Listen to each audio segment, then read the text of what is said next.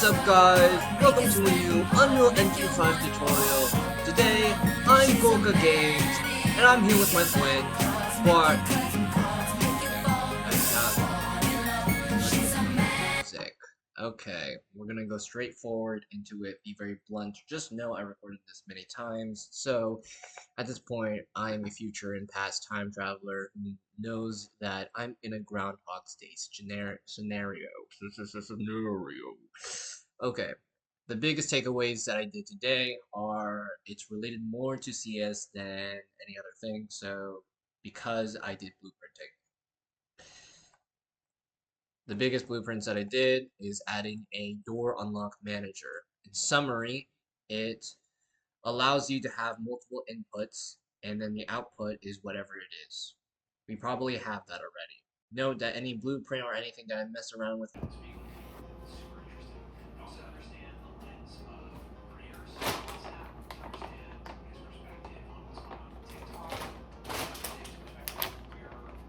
I don't know why I'm quiet. Okay, this is my lunch. I did not eat breakfast. If anything, my breakfast was my one a day. I was working on my. I gotta wash my hands. I was working on my level, just level stuff in my game that you saw. I was thinking maybe I just do like a voiceover. Probably I will. But that's just eating this and playing chicken. That's it. That's my lunch. Let me say that I'm starving myself in a way that's like that. Yeah. We live. We survive. We thrive. We're gonna heat it up. Okay. So yeah, I'm just like putting my meat in here and then we're just gonna go, so.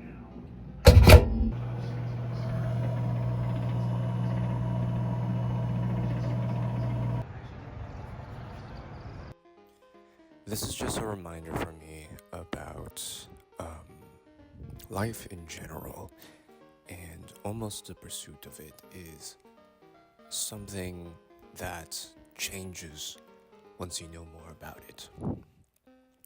I think for me, it's sort of like these thoughts that I have where I'm just existing and then something hits me behind the back and it's an arrow. And you're like, oh, shoot. Is it a love arrow? Is it a painful arrow that just like pierced me with poison? Is it slow falling arrow and I can't mace someone in Minecraft? I don't know. But I think the biggest takeaway is that I wanted to record this because I think I just find myself sometimes feeling like I should be down in the dumps. And it's not like, sure, it's a depressive behavior. But even sometimes when you say it's a depressive behavior, why is there a side of you that's like, no, it's not a depressive behavior. It's a mechanism that you're like, oh. And sure, it could be like, yes, you're indoors. But there's also a part of you that makes you think otherwise. Like, you had your best moments indoors, which is weird to say, right? Like, you do your art, you do editing, it's like fine, it's a thing that you do. But I think more often than not, it feels like the ultimate escape from partial addictions that try to fuel your dopamine in life is like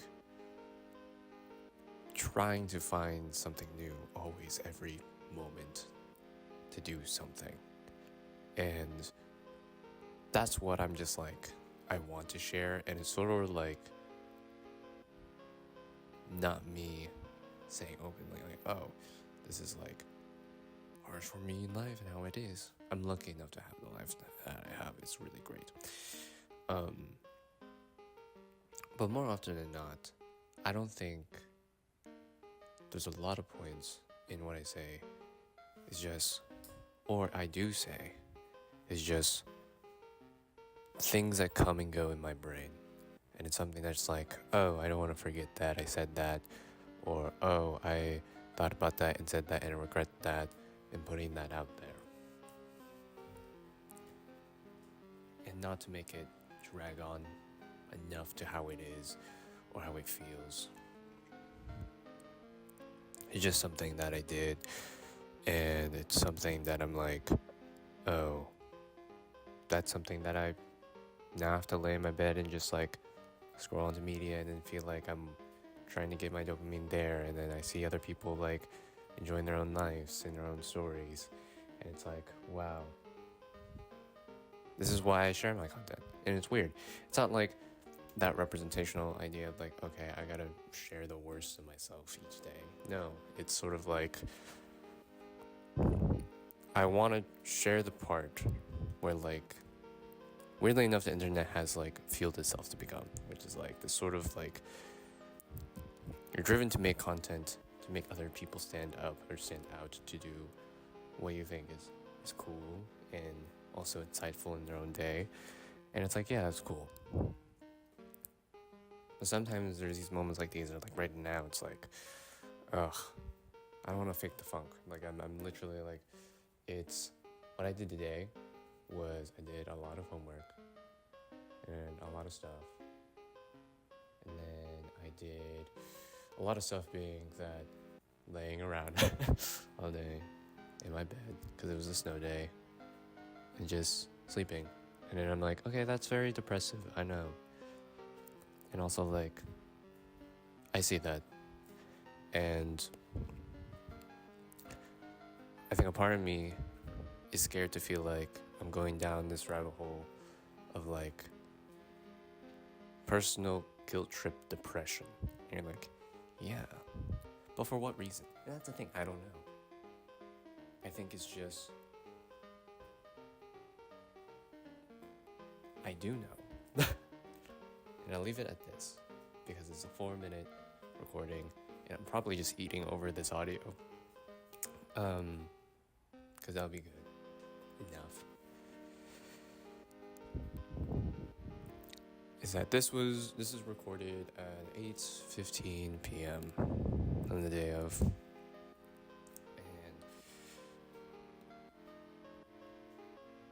it's sort of just like you just want to express something, right?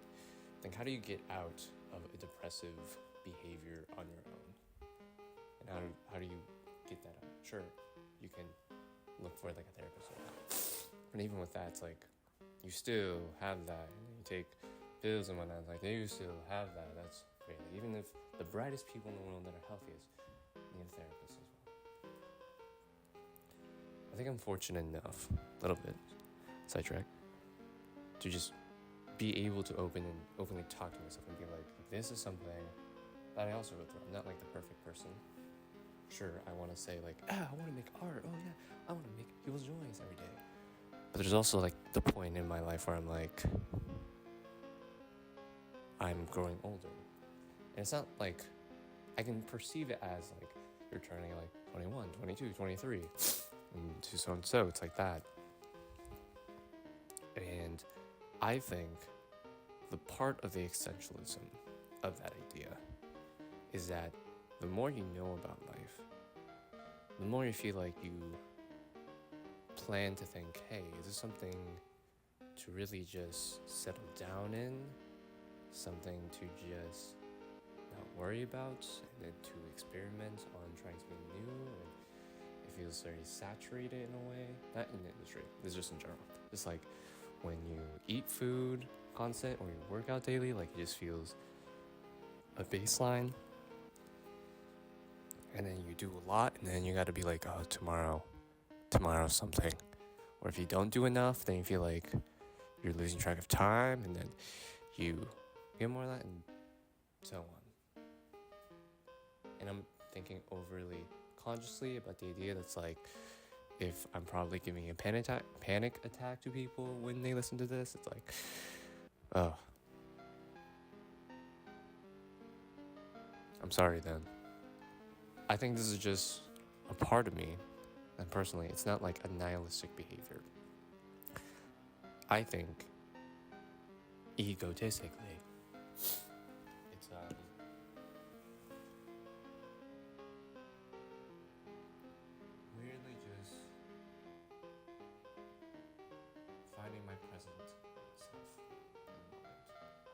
just the part of myself where I'm like, every moment has to count. But taking in the moment right now, to just be in it and just appreciate it. The grateful side of life, where it's not thinking about the idea that everything just happens because we're trying to improve a better lifestyles and how we communicate and function and interact with people. It's also the points that make it through the cracks, where it's sort of like, oh, there's something wrong with this. Oh, why was this something that happened? It's like, oh, like a hate comment or something, or just like, oh, you spilt your breakfast cereal on your lap. It's like, oh, you have allergies now because it's cold and you're sniffling all the time. Or someone is being overtly clingy. It's kind of weird, kind of gross. Don't do that. Like, oh, there's high expectations to what you are being perceived as. It's one of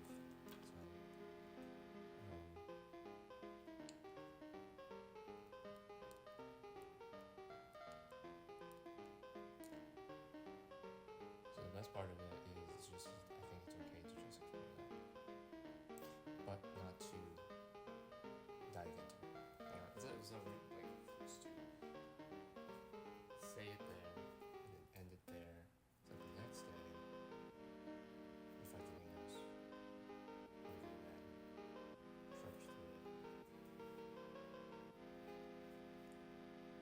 I wrote here on the back of papers, obviously brain rotted poetry, which I just do because it's like, it helps me just like not overtly like be too Hamlet or Shakespearean in my own voice whenever I do something. And I promise you, this is the last thing I'll say before I get the recording.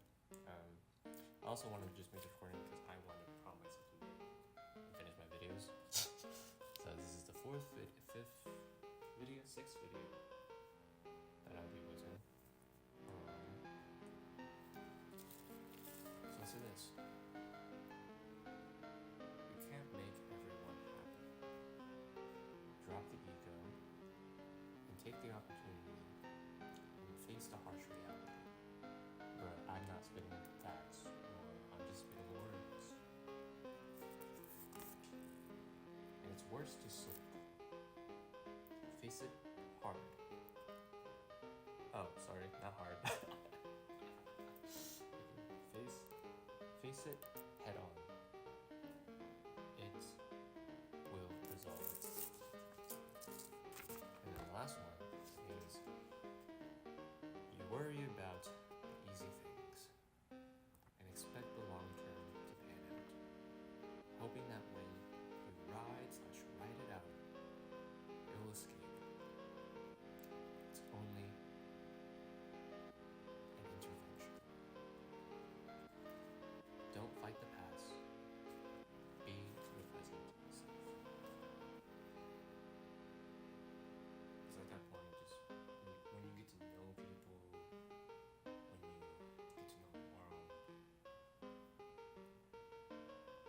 the only relationship that feels necessary to take care of, weirdly, that's the answer, is yourself. Is one, it's almost like you have to look out for everyone else because they have to like worry about it, and you have to prep yourself like first aid to be like, look at what you see around you, who's available to help, breathe in, breathe out, go in. There's also just the environment around you, that health where it's like you get some room and everything else. Make sure that's good. Make sure that you're good, and then prioritize that. So that's that. That's just me. That's me. Today, February 5th. Can't wait to see awesome content. It snowed today, so I'm like, I actually go to school.